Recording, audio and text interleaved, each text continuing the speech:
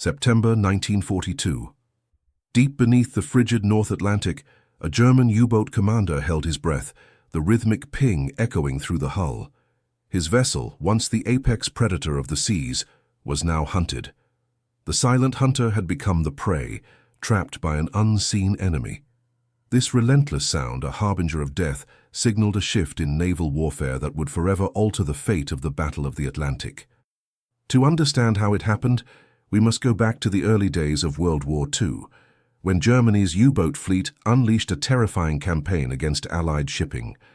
In the initial years of the war, particularly from 1939 to 1942, German U-boats, or Unterseeboote, were the scourge of the Atlantic. Their mission was clear: sever Britain's vital supply lines, starve the island nation into submission, and cripple the Allied war effort. These sleek, silent hunters operated with devastating effectiveness, sinking millions of tons of merchant shipping and pushing Britain to the brink.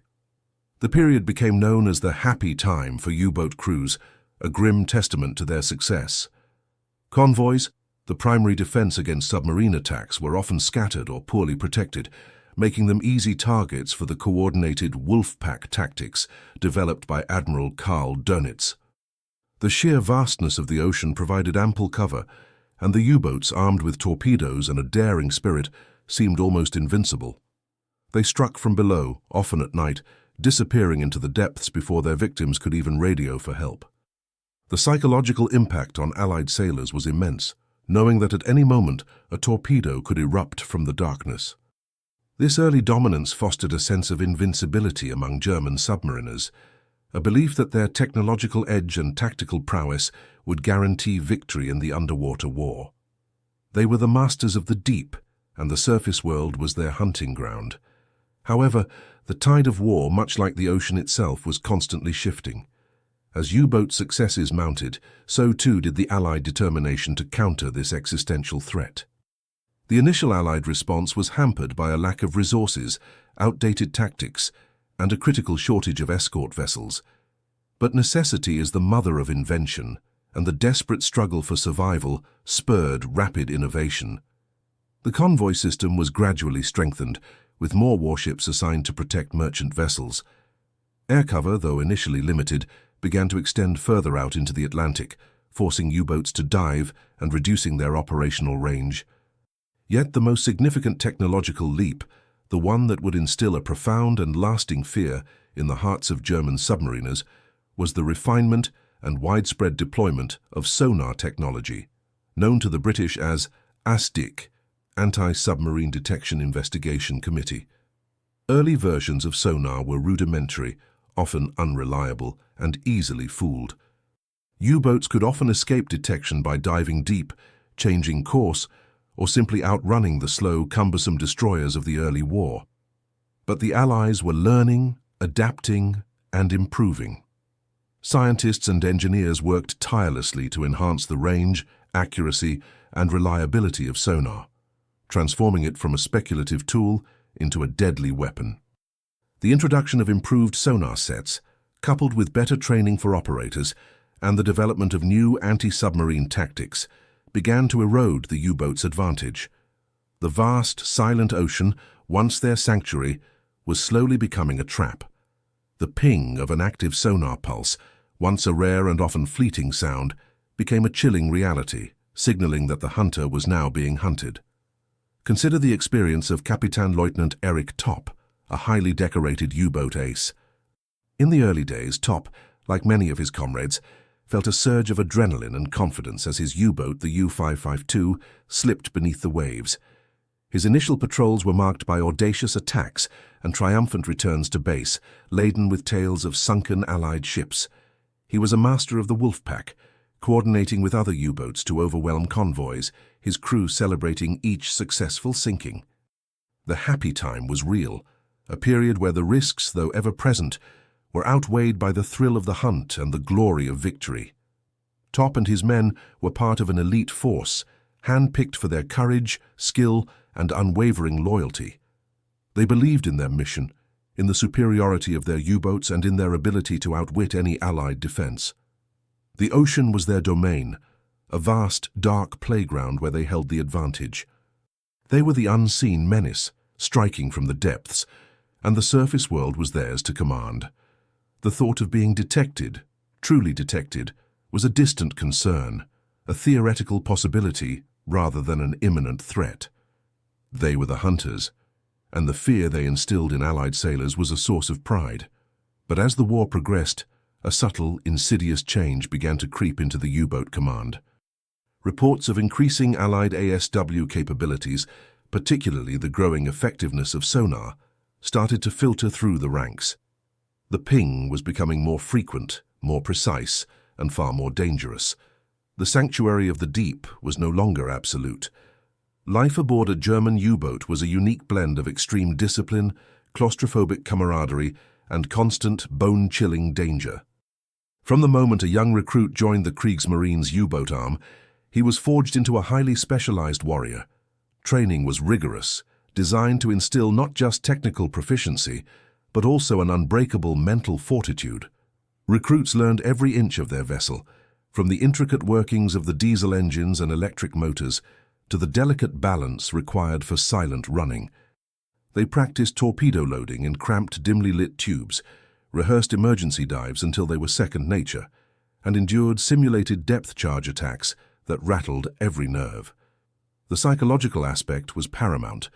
Submariners had to be able to function under immense pressure, in isolation, and with the constant threat of a watery grave. The U-boat became their world, a steel coffin that was also their home, their weapon, and their only hope of survival. The bond between crew members was forged in shared hardship and mutual reliance, a brotherhood unlike any other. Every man had a vital role, and a single mistake could doom them all. In the early war years, this intense training and camaraderie paid dividends. U-boat commanders like Günther Prien, Otto Kretschmer, and Erich Topp became national heroes, their exploits celebrated in propaganda films and newsreels. They were the aces, sinking hundreds of thousands of tons of Allied shipping. Their U-boats, like Prien's U-47, which famously penetrated Scapa Flow to sink HMS Royal Oak, or Kretschmer's U-99, which became the top-scoring U-boat of the early war, were symbols of German naval might. These early successes were intoxicating. Patrols often began with a sense of anticipation, a belief in their mission and their ability to execute it. The vastness of the Atlantic, the cover of darkness, and the relatively primitive Allied anti-submarine defenses allowed U-boats to operate with a degree of impunity. They would surface at night to recharge batteries and ventilate the boat, sometimes even engaging in surface gun attacks against unarmed merchantmen. The cat-and-mouse game was often in their favor, with the U-boat holding the advantage of stealth and surprise. Depth charges, the primary anti-submarine weapon, were often inaccurate, and a U-boat could usually escape by diving deep and maneuvering. The wolfpack tactics, where multiple U-boats coordinated attacks on convoys, proved particularly devastating, overwhelming the limited escorts and creating chaos among the merchant ships. The submariners felt like true predators, masters of their domain.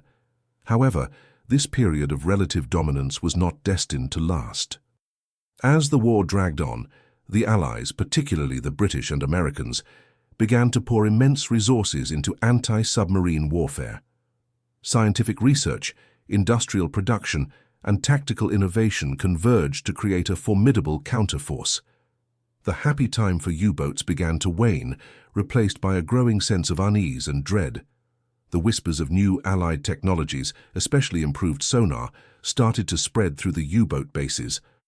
Commanders who had once returned triumphant now spoke of harrowing escapes, of relentless pursuits by Allied destroyers, and of the chilling, inescapable ping that signaled detection. The ocean, once a vast expanse of opportunity, was slowly shrinking, becoming a dangerous, confined space. The hunter was becoming the hunted, and the psychological toll began to mount. The U-boat crews, once confident in their stealth, now faced the terrifying prospect of being tracked, located, and attacked without ever seeing their adversary. The balance of power was shifting, and the once invincible U-boat arm found itself on the defensive, facing a technological threat that would challenge their very survival. The fear of sonar was not just a fear of a machine, it was a fear of the unknown. of being exposed in their sanctuary, and of a relentless pursuit that offered no escape. The core challenge for German submariners was the relentless effectiveness of Allied sonar. Sonar, or ASDIC, operated on the principle of echolocation.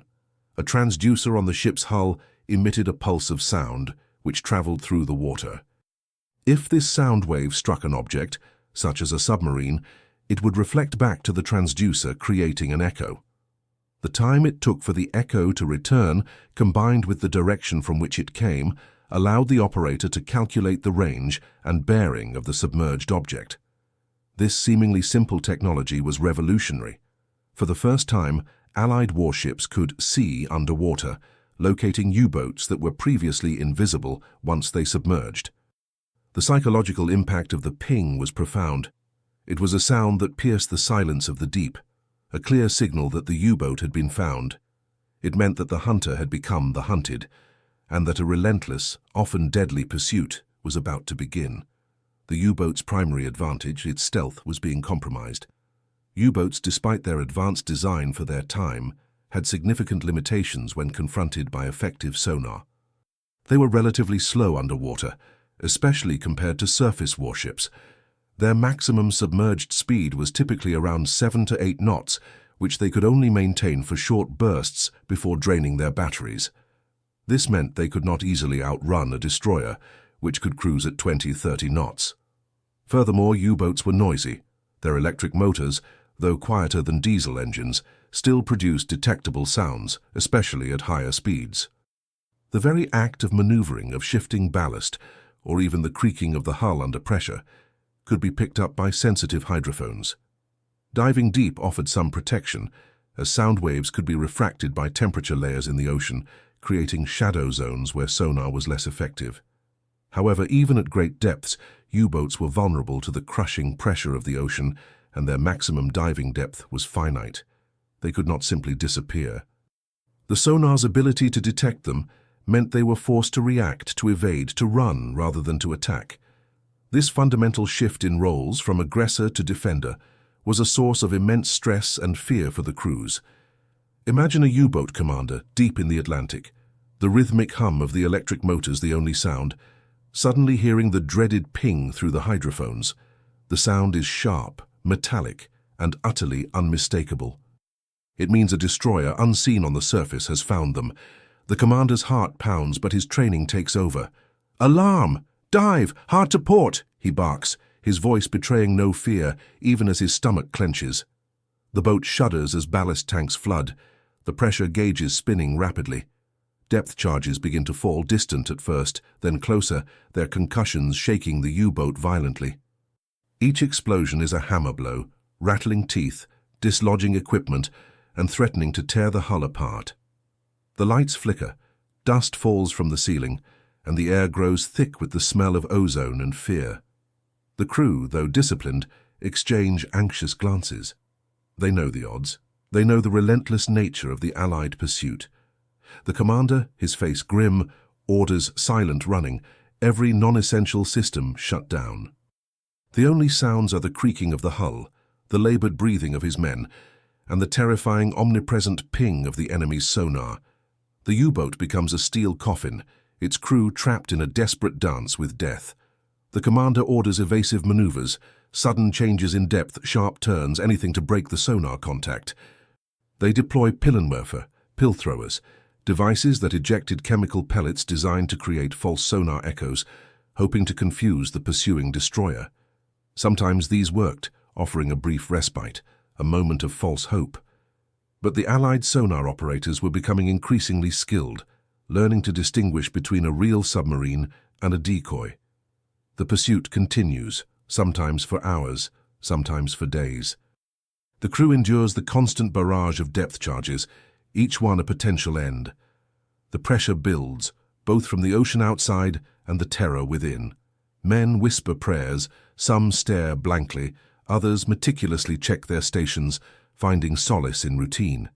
The air grows stale, filled with the stench of diesel, sweat, and fear. Food and water rations are carefully managed. Sleep is a luxury, often interrupted by the next series of explosions. The commander, isolated in the conning tower, makes life-or-death decisions, his mind racing, trying to anticipate the enemy's next move. He is fighting not just a ship, but a technology, a sound that strips away his stealth and leaves him exposed. The immediate result of such an encounter is often survival, but a survival that comes at an immense psychological cost, leaving an indelible mark of fear and vulnerability. The turning point in the Battle of the Atlantic, largely driven by the increasing effectiveness of Allied sonar and other anti-submarine technologies, arrived dramatically in 1943. This period, often referred to as Black May by the Germans, saw devastating losses for the U-boat fleet. In May 1943 alone, 43 U-boats were sunk, an unsustainable rate that forced Admiral Dönitz to temporarily withdraw his forces from the North Atlantic. This was not a single technological silver bullet, but rather a combination of factors, with sonar playing a crucial role in locating and tracking the submerged U-boats. Allied technological advancements were relentless. Improved sonar sets, such as the Type 144 and later the Type 147, offered greater range and accuracy, making it harder for U-boats to evade detection. These were often paired with new weapons like the Hedgehog and Squid, forward-throwing anti-submarine mortars that launched multiple projectiles in a pattern, increasing the chances of a hit and eliminating the need for a destroyer to pass directly over the submarine. Beyond sonar, other innovations further tipped the scales. Radar, particularly airborne radar, allowed long-range patrol aircraft to detect U-boats on the surface, forcing them to dive and reducing their ability to recharge batteries or conduct surface attacks. HFDF, high-frequency direction finding, nicknamed Huff Duff, enabled Allied ships to pinpoint the location of U-boats when they transmitted radio messages, even for a few seconds. This allowed convoys to steer clear of wolfpacks or for escort groups to converge on their position. The deployment of longer-range aircraft, such as the B-24 Liberator, and the introduction of escort carriers, which provided continuous air cover over vast stretches of the Atlantic, closed the mid-Atlantic gap, an area previously beyond the reach of land-based aircraft where U-boats had operated with relative freedom. These combined technologies working in concert transformed the Battle of the Atlantic. The U-boat, once the apex predator, was now caught in a technological net, its stealth compromised, its movements tracked, and its very existence threatened. The devastating losses forced a fundamental shift in German naval strategy, moving from an offensive posture to a desperate struggle for survival. The historical impact of this technological shift, particularly the mastery of sonar and its integration with other ASW tools, was immense. It was a critical factor in the Allied victory in the Battle of the Atlantic, a battle that Winston Churchill famously declared was the dominating factor throughout the war. Without securing the Atlantic supply lines, Britain would have been starved, and the buildup of American forces and supplies for the invasion of Europe would have been impossible. The defeat of the U-boat threat ensured the flow of vital resources, allowing the Allies to sustain their war effort and ultimately launch the D-Day landings. The human cost, however, was staggering. Of the approximately 40,000 men who served in the German U-boat arm, over 30,000 were killed, a casualty rate of around 75%. This was the highest casualty rate of any branch of the German armed forces, a grim testament to the dangers of submarine warfare and the effectiveness of Allied ASW. On the Allied side, tens of thousands of merchant seamen and naval personnel also lost their lives. The Battle of the Atlantic was a brutal, protracted struggle, a war of attrition fought in the unforgiving depths of the ocean, where technology and human courage clashed with devastating consequences. Sonar, the unseen eye and ear of the Allied forces, played a pivotal role in turning the tide, transforming the U-boat from a feared hunter into a vulnerable target. For the German submariners who survived the war, the experience left an indelible mark. Many carried the psychological scars of constant fear, claustrophobia, and the trauma of relentless depth charge attacks. The sound of the ping became a haunting memory, a symbol of their vulnerability and the ever-present threat of death. Some struggled to reintegrate into civilian life, haunted by the ghosts of their sunken comrades and the horrors they had witnessed. Others found solace in the camaraderie of their fellow survivors, sharing stories of their harrowing experiences. The U-boat war was a unique and brutal chapter in military history, characterized by extreme isolation, technological innovation, and unimaginable courage on both sides. The fear of Allied sonar technology was not just a tactical concern, it was a deep, existential dread that permeated every aspect of a submariner's life, transforming the very nature of underwater warfare. This is the enduring legacy of the Battle of the Atlantic and the technology that helped win it. It is a testament to how innovation, combined with relentless determination, can shift the balance of power in warfare. The story of German submariners' fear of Allied sonar is a powerful reminder that even the most formidable military forces can be countered by technological ingenuity and unwavering resolve. It underscores the critical role that unseen forces and sounds can play in shaping the course of history, proving that sometimes the most terrifying weapon is the one you can hear but never see.